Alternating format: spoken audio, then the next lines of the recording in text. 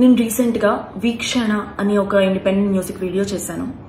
అది మన legendary music composer Shri MM Keeravani గారి చేతుల మీదుగా ఆయన బ్లెస్సింగ్స్ తోటి రిలీజ్ చేయడం జరిగింది. అయితే ఇదంతా నేను ఒక రీల్ కింద షూట్ చేసి పోస్ట్ చేశాను అనమాట.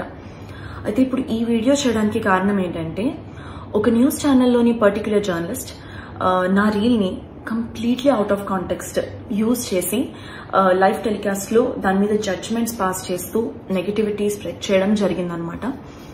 నాకు అది అస్సలు నచ్చలేదు. ఫస్ట్ ఆఫ్ ఆల్, ఆ స్థాయిలో ఉన్నటువంటి ఒక వ్యక్తి, ఒక లెజెండరీ పర్సన్ ఒక చిన్న మ్యూజిక్ వీడియోని సపోర్ట్ చేయడం అన్నది చాలా గొప్ప విషయం. It shows how much he encourages young and aspiring musicians who want to grow. నేను ఆ వీడియోలో నుంచునుండడం అన్నది నా చాయిస్. కీరవాణి గారిని నేను ఒక గురువులా భావించి ఆయనకి ఇచ్చేటటువంటి రెస్పెక్ట్ అది. అయినా అసలు కీరవాణి గారి దగ్గర వర్క్ చేసేటటువంటి ఏ మ్యూజిషియన్ అయినా, ఏ సింగర్ నైనా, వర్క్ చేసే ఏ మనిషినైనా అడగొచ్చు మీరు, ఆయన ఎలాంటి వారో, ఆయన వాల్యూస్ ఎలాంటివో, ఒక సాటి మనిషికి ఆయన ఇచ్చే రెస్పెక్ట్ ఎలాంటిదో అన్నది. ఇన్ఫాక్ట్ బియాండ్ మ్యూజిక్ ఆయన దగ్గర నుంచి నేర్చుకోవాల్సిన విషయాలు చాలా ఉన్నాయి. About life, about values and everything. Personally this is my feeling. అలాంటిది ఇవన్నీ తెలుసుకోకుండా బేస్లెస్ గా జడ్జ్మెంట్స్ పాస్ చేయడం అన్నది నాకు కరెక్ట్ అనిపించలేదండి. చాలా డిస్రెస్పెక్ట్ఫుల్ గా అనిపించింది. I hope this negativity stops right here. Thank you. నిన్న సోషల్ మీడియా అంతా కూడా చాలా బిజీగా ఉంది. ప్రవస్థి అనే singer, my dear sister, she has come up with one video. తను పాడుతా తీయగాలో ఏం ఫీల్ అయింది అని ఒక వీడియో పెట్టింది. ఫస్ట్ ఆఫ్ ఆల్, మనలో ఎంత మందికి అంత మెచ్యూరిటీ ఉంది to understand that is one side of the story. ఏ స్టోరీకైనా టూ సైడ్స్ ఉంటాయి. అండ్ ఆ సెకండ్ సైడ్ అనేది మనం చూడకుండా, అసలు అటు టచ్ కూడా చేయకుండా, ఇష్టం వచ్చినట్టు మనకు తగ్గినట్టు మనం రాసేసుకుని యూట్యూబ్ ఛానల్స్ లో తన వీడియో ఎక్స్ప్రెస్ చేసి ఒక వీడియో పెడితే 100 వీడియోలు అవుట్ ఆఫ్ ప్రపోర్షన్ వెళ్ళి ఇష్టం వచ్చినట్టు రాసుకుని తన ప్రమేయం లేకుండా కూడా చాలా థంబ్నెయిల్స్ అవి ఇవి పెట్టి చేస్తున్నారు. How fair is this? Point number 1. చాలా ఇయర్స్ ఆఫ్ ఎక్స్పీరియన్స్ కావాలి to understand how industry works, how opportunities work, how things work, how the world works. ఇవన్నీ తెలుసుకోవడానికి చాలా ఎక్స్పీరియన్స్ కావాలి. ఇనీషియల్ స్టేజెస్ లో అసలు ఏమీ ఫేస్ చేయకుండా పైకి వచ్చేసిన వాళ్ళు ఎవరున్నారు, ఎంతమంది ఉన్నారు అనేది నాకు తెలియదు. Because every great story that I have heard of every great musician or singer or anybody has always started with hardships. వాళ్ళు కష్టపడి, కింద పడి, మీద పడి, అంత గోత్రు అయ్యే పైకి వచ్చిన వాళ్ళు. Nobody is an exception. అందరూ కష్టపడి పైకి వచ్చిన వాళ్లే. అందరూ they have gone through so many hardships in the beginning of their stages, including the judges that she has mentioned in the video. వాళ్ళు కూడా పైకి వచ్చిన వాళ్లే నిల్చున్నారు గట్టిగా, అన్నిటి త్రూగా. వాళ్ళ ఎక్స్పీరియన్స్, వాళ్ళ టాలెంట్, వాళ్ళ క్రియేటివిటీ, ఇవన్నీ కూడా మనం చూసి ఇన్స్పైర్ అయి పెరిగిన వాళ్ళం. Taking out names like that because you had one experience with them in one show, I don't think it is right. I personally feel it is not right because in a way you are disrespecting the industry that you are working in. So reality show ki vellala vadda anedi it's a personal choice. Inka favoritism విషయానికి వస్తే, నేను నాకెవరైనా call చేసి నాకు ఒక male singer కావాలండి షోకి, మీతో పాటు ఒక యాంకర్ కావాలండి అంటే, నేను డెఫినెట్లీ నాకు క్లోజ్ అయ్యి నాకు ఫ్రెండ్స్ ఎవరైనా ఉంటే నేను వాళ్ళని మాత్రమే రిఫర్ చేస్తాను. I will not go for anybody beyond that. నిన్నంతా ఒకటే డిస్కషన్. సింగర్ ప్రవస్థి, పాడుతా తీయగా జడ్జెస్, జ్ఞాపిక ప్రొడక్షన్స్, ఈటీవీ సంస్థ, పాడుతా తీయగా రకరకాల ఛానల్స్లో రకరకాల వార్తలు ప్రసరించారు. అండ్ ఆ అమ్మాయి చాలా యూట్యూబ్ ఛానల్స్కి ఇంటర్వ్యూ ఇచ్చింది, ఎక్స్పోజ్ చేసే ప్రయత్నం చేసింది బేసిక్గా. అంటే ఇవన్నీ ఛానల్స్ వాడిన భాష, అండ్ తను ఎక్స్పోజ్ చేద్దాం అనుకున్నాను అని చెప్పింది కాబట్టి ఆ మాట వాడాల్సి వస్తుంది. అండ్ ఆల్సో డైరెక్ట్గా సునీత అని మాట్లాడింది కాబట్టి నేను ఈ వీడియో చేస్తున్నానండి. ఫస్ట్ ఆఫ్ ఆల్, ప్రవస్థి, చిన్నప్పటి నుంచి నిన్ను బాలుగారు, జానక్ గారు, చిత్రమ్మ అందరూ ఒళ్ళో కూర్చోబెట్టుకున్నట్టే నేను కూడా నిన్ను ఒళ్ళో కూర్చోబెట్టుకుని ముద్దు చేశానమ్మా. ఇప్పుడు నీకు 19 ఏళ్ళు కదా, అలాగే ఒళ్ళో కూర్చోబెట్టుకుని ముద్దు చేస్తే బాగుండదు కదా. చిన్నప్పుడు చాలా బాగా పాడావు అనే దానికంటే చాలా ముద్దుగా పాడావు అనేవారు. నీకు గుర్తుందో లేదో? ముద్దుగా ఉండేదానివి, ముద్దుగా పాడేదానివి, చాలా బాగా పాడేదానివి. చిన్నప్పుడు పాడినట్టు 19 ఏళ్ళకు కూడా కన్సిస్టెన్సీ మెయింటైన్ చేస్తుంటే సంతోషించే వాళ్ళల్లో మొట్టమొదటి వ్యక్తి నేనే అవుతాను. ఎందుకంటే మా ప్రవస్థి, మా శ్రీలలిత, మా ప్రణతి, మా గాయత్రి అని మేమే ఎక్కువ చెప్పుకొని మురిసిపోయే పిచ్చివాళ్ళం మేము. ఎందుకంటే ఎవరు బాగా పాడితే ఆ పాటలో కరిగిపోయి కన్నీళ్ల పర్యంతం అయిపోయి ఏడ్చేసిన సందర్భాలు, ఏడ్చేసిన ఎపిసోడ్స్ చాలా ఉన్నాయి. అవి నువ్వు చూడలేదేమో, అవి మిస్ అయ్యావు అనుకుంటా. అలాంటి ప్రవస్థి ఈరోజు ఇంత పెద్దదైపోయి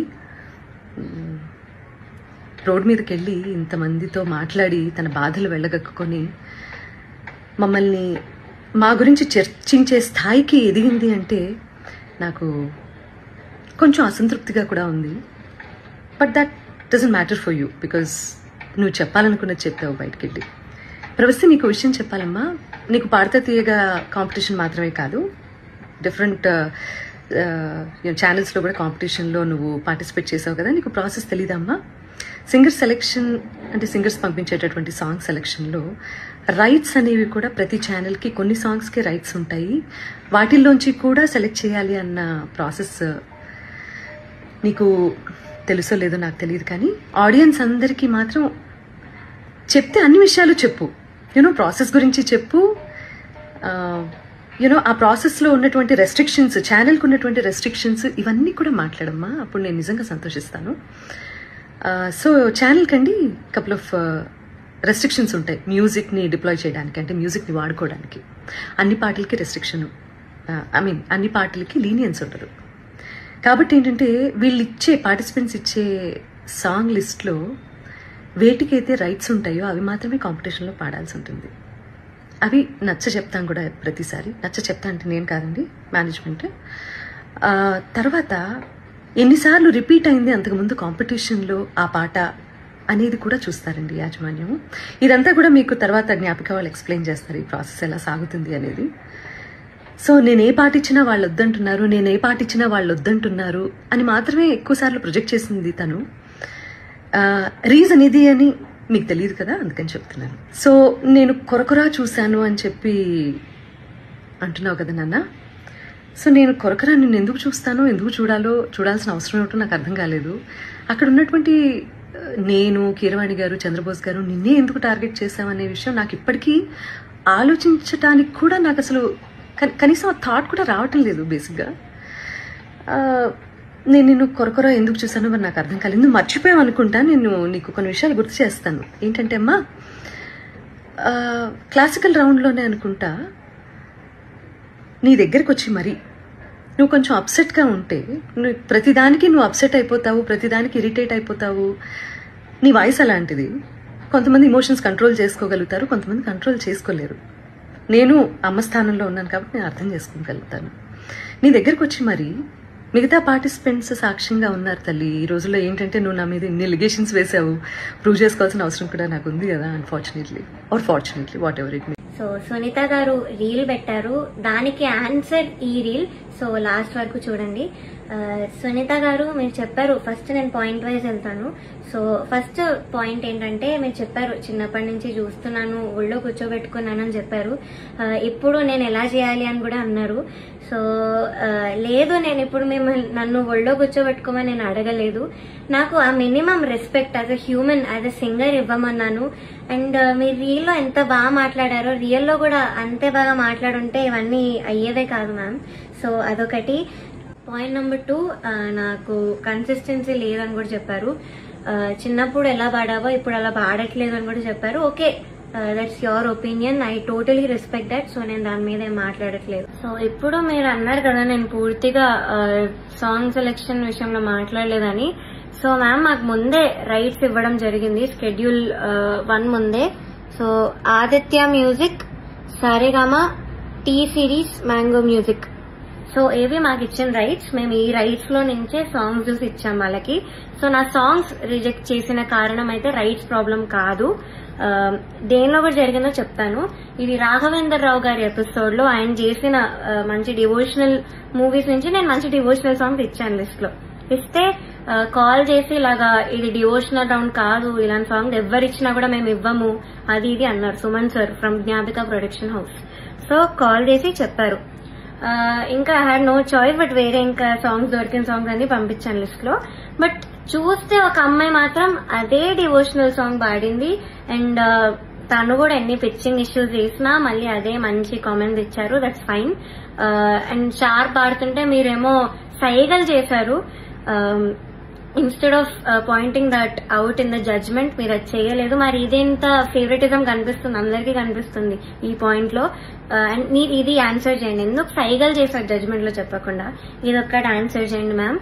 అండ్ జడ్జ్మెంట్ గురించి మాట్లాడుతున్నాం కాబట్టి ఈ యొక్క ఎపిసోడ్ లో Ilaiyaraaja sir, SPB sir episode లో మీరు ఒక పాటకి లేకుండానే ముందే జడ్జ్మెంట్ ఇచ్చి వెళ్లారు.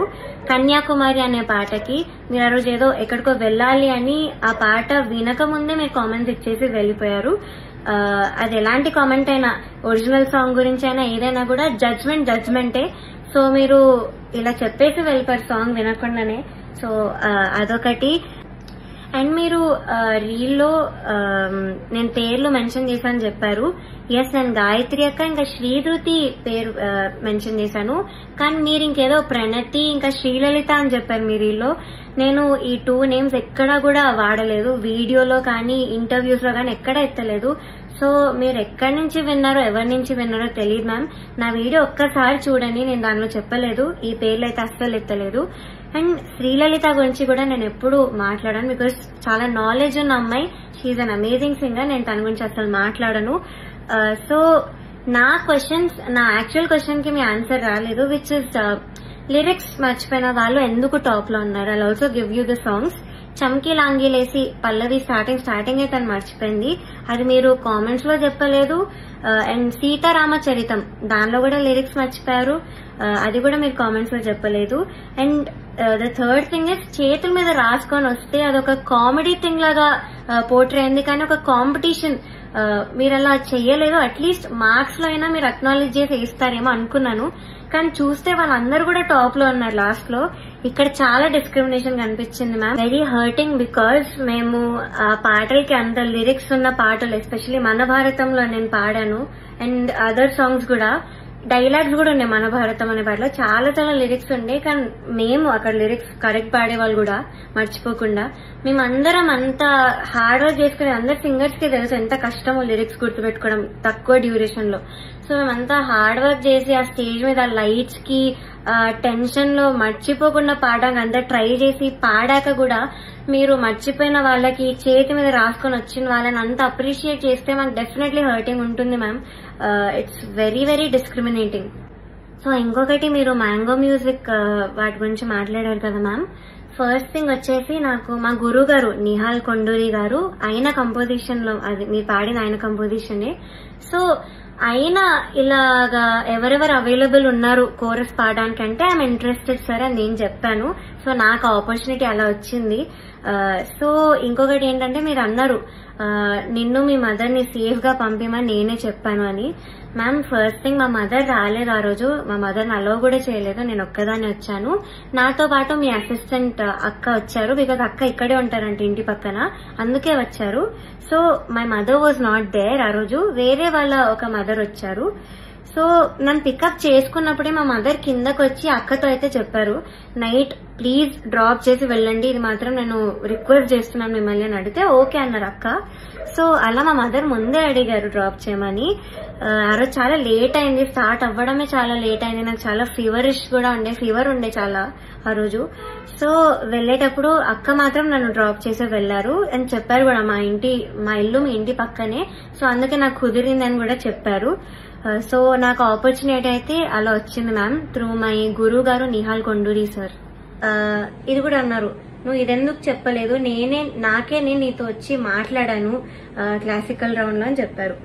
సో ఓకే, నేను ఇది మాట్లాడాలి, దీని గురించి చెప్పాలి. సో ఏమైందంటే, నేను పాడలేను పల్లవైన అనే పాట పాడాను క్లాసికల్ రౌండ్ లో. యాజ్ మ్యామ్ చెప్పినట్టు క్లిక్ ఒకటి వెళ్ళింది, మృదంగం ఒకటి వెళ్ళింది. So I had to follow click follow అయి నేను పాడాను. ఐ డెంట్ మిస్ ఎనీ స్వరం. కానీ మిస్ అవ్వకపోయినా కామెంట్స్ లో ముగ్గురులో ఒక జడ్జ్ నుంచి నాకు అక్కడ స్వరం పోయింది కదా, తప్పులు అవుతూ ఉంటాయిలే అన్న కామెంట్ వచ్చింది. సో అది మార్క్స్ మీద ఎఫెక్ట్ అవుతాయేమో అని నేను అప్సెట్ అయ్యాను. ఆఫ్ కోర్స్ అప్సెట్ అయ్యాను. కాంపిటీషన్ ఉన్నప్పుడు నా ప్లేస్ లో ఎవరైనా అప్సెట్ అవుతారు. అండ్ మేబీ మీరు చెప్పినట్టు బీయింగ్ 19-year-old నా ఏజ్ కూడా ఇష్యూ ఏమో, బట్ నేను అప్సెట్ అయ్యాను. అండ్ అప్సెట్ అయ్యాక ఏమైందంటే నేను ఆర్కెస్ట్రా వాళ్ళ దగ్గరికి వెళ్ళాను, ప్రొడక్షన్ వాళ్ళ దగ్గరికి వెళ్ళాను, మెంటర్స్ దగ్గరికి వెళ్ళాను. సార్ ప్లీజ్ మీరు ఈ జడ్జెస్ కి పాస్ చేయండి, నా తప్పు లేదు అక్కడ, కానీ కామెంట్స్ అలా వచ్చేసా నాకు కొంచెం భయం వేస్తుంది, మార్క్స్ లో పడుతుందేమో అని. సో ఇది నేను అన్నిసార్లు వెనకాల పెడితే వాళ్ళు వచ్చి మీకు చెప్పారు, అది మీరు విన్నారు, నేను చూసా వాళ్ళు చెప్పేటప్పుడు మీరు విన్నారు, దెన్ మీరు రియలైజ్ అయ్యి వచ్చి నాతో మాట్లాడారు. అది నేను చూసాను మ్యామ్. సో అంతేగాని మీరు వచ్చి మీరు రియలైజ్ అయ్యి నేను అప్సెట్ కనిపిస్తున్నాను అయితే మీరు మాట్లాడలేదు. అప్పుడు కూడా మీరు ఎలా మాట్లాడారంటే ఊరికే అప్సెట్ అయిపోతున్నారన్న వేలో మీరు మాట్లాడారు. I still remember. అండ్ మీరు ఇంకో మాట అన్నారు మ్యామ్, అన్నిటికంటే హర్ట్ఫుల్ ఉన్న మాట అది నాకు. రోడ్ మీదకి వచ్చి ఇంటర్వ్యూలు ఇస్తున్నాం అది ఇస్తున్నాం అని మీరు అన్నారు. ఒక 19-year-old ని పట్టుకొని అనే మాట అయితే అది కాదు మ్యామ్. అండ్ నేను రోడ్ మీద ఇవ్వలేదు మ్యామ్, నేనేం ధర్నాలు చేస్తూ అలా చేయలేదు. ఫస్ట్ ఆఫ్ ఆల్ మా ఇంటి నుంచే జూమ్ ఇంటర్వ్యూస్ అటెండ్ అయ్యాను. అండ్ ఆఫీసెస్ కి వెళ్ళే నేను ఇంటర్వ్యూ ఇచ్చాను. సో రోడ్ మీద అయితే నేను I didn't create any nuisance. So మీరు ఆ మాట అనడం మాత్రం is very very wrong ma'am. I didn't expect that from you. And ma'am మీరు ఇంకొకటి అన్నారు, నేను ఏదో రెవల్యూషనరీగా ఏదో చేశాను, ఏదో మాట్లాడానని. సో అది కీరవాణి గారు ఇలా వెడ్డింగ్ షోస్ లో పాడే సింగర్స్ గురించి ఇలా అన్నారు కదా. సో నేను యాక్చువల్ స్టేట్మెంట్ ఏమన్నారో అది నేను చెప్తాను. వెడ్డింగ్స్ లో పాడేవాళ్ళు నా దృష్టిలో సింగర్స్ కాదు అని అయితే సార్ అన్నారు. సో అది మీరు సార్ ఒపీనియన్ అని కూడా అన్నారు రీల్లో. సో అది నాకైతే ఒక ఇన్సల్ట్ లా అనిపించింది మ్యామ్. బికాస్ ఫర్ ఎగ్జాంపుల్ అంటే ఒపీనియన్ కి ఇన్సల్ట్ కి చాలా డిఫరెన్స్ ఉంది. సో నేను దానికి ఎగ్జాంపుల్ కూడా ఇస్తాను. ఇప్పుడు నువ్వు చేసే పని నాకు నచ్చదు అంటే అది ఒపీనియన్. నువ్వు చేసే పని అసలు అది నువ్వు మనిషివే కాదు, నువ్వు పని చేస్తే నువ్వు మంచోడివే కాదు అని అంటే దట్స్ అన్ ఇన్సల్ట్. సో నాకు ఇది ఇన్సల్ట్ లా అనిపించింది and it's my opinion ma'am. Also మీరు ఒక వర్డ్ అన్నారు, ఓటమిని తీసుకోలేకపోతుంది అని. సో మ్యామ్ నేను ముందు చాలా రియాలిటీ షోస్ లో కూడా ఎలిమినేట్ అయ్యి వచ్చాను. అండ్ నేను ఎప్పుడు కూడా ఇలా వీడియో చేసి నాకు అన్యాయం జరుగుతుందని నేను ఎప్పుడూ పెట్టలేదు. ఒక్కసారి మీరు చూడండి. అండ్ నా ఏజ్ చూసుకొని మీరు అజ్యూమ్ చేసుకోకండి ma'am. Though I'm 19-years-old, I have enough experience. నాకు 15 years ఉంది మ్యామ్ ఎక్స్పీరియన్స్ రియాలిటీ షోస్ వాటిలో. And I know how to take a failure. And నేను వీక్ పర్సన్ అయితే కాదు. చిన్న ఏజ్ నుంచే నేను చాలా హార్డ్ వర్క్ చేసి నా ఫ్యామిలీ రెస్పాన్సిబిలిటీ అంతా కూడా నేను తీసుకున్నాను. సో నాకు తెలుసు మెంటల్ ప్రెషర్ ఎలా హ్యాండిల్ చేయాలో, అన్నిటినీ ఎలా హ్యాండిల్ చేయాలో నాకు తెలుసు మ్యామ్. సో నేను చాలా స్ట్రాంగ్ గానే నించున్నాను ఇప్పుడు.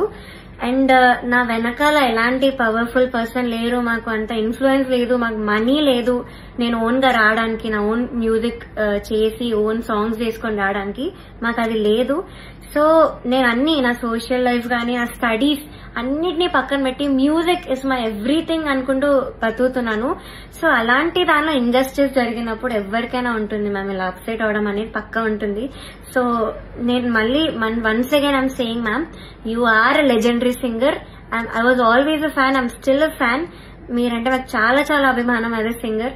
సో జడ్జ్మెంట్ ఒక్కటి నేను ప్రూఫ్స్ తో మీకు పెట్టాను. So please answer my questions.